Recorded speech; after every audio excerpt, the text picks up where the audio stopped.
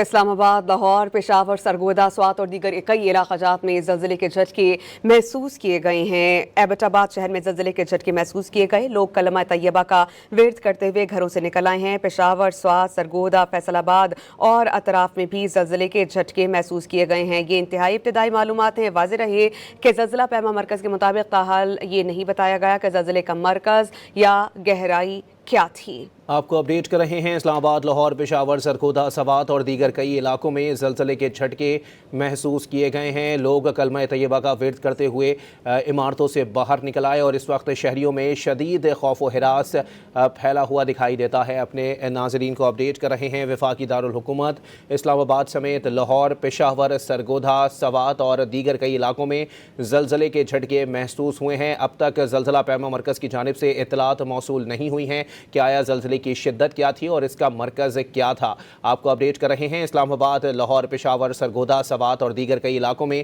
زلزلے کے جھٹکے محسوس کیے گئے ہیں، جس کے باعث ان شہروں میں رہنے والے شہری اس وقت شدید خوف و ہراس کا شکار ہیں۔ لوگ کلمہ طیبہ کا ورد کرتے ہوئے عمارتوں سے باہر نکل آئے ہیں۔